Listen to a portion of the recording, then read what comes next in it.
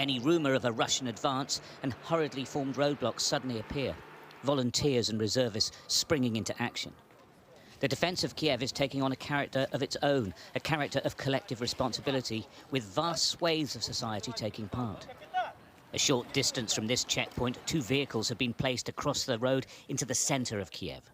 Volunteers filling sandbags and building the defences. Action is what is needed now, they say, not words. We're waiting. We're waiting when you wake up. When you understand.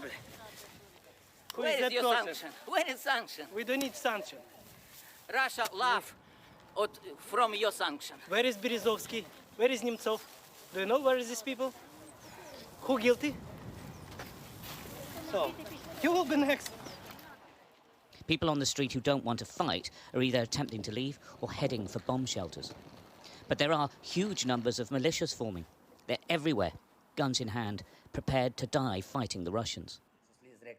The country's president is calling for everyone, and indeed anyone, to take up arms.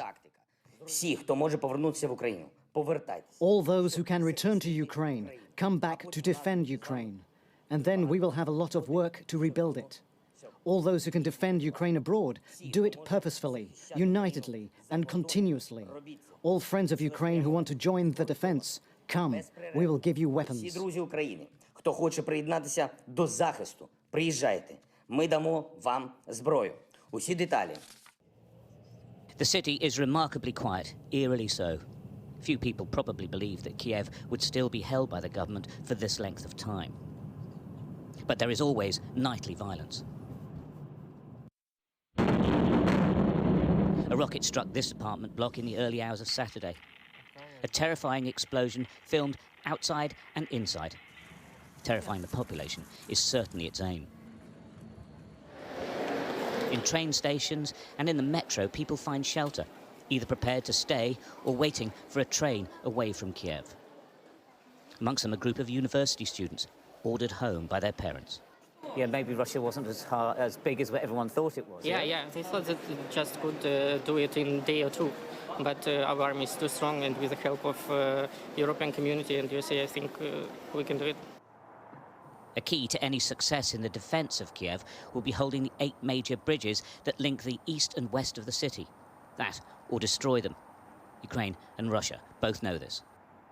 Well, the security services here are now absolutely convinced that Russian special forces and what they call fifth columnists are trying to cross into the centre of Kiev using the bridges that are very much the lifeblood of the city. They've said that they will use lethal force on anyone attempting to cross the bridges. Now, some will probably try, but they've also sort of made an appeal that it's so critical now that everyone needs to pull together and do as they're told. Concerns about the infiltration of the city means that freedom of movement is getting harder. A curfew is now in place until Monday, with no exceptions. Soldiers will consider anyone on the street a Russian spy. For many people, this is likely to be a long and perhaps terrifying weekend. Stuart Ramsey, Sky News, Kiev.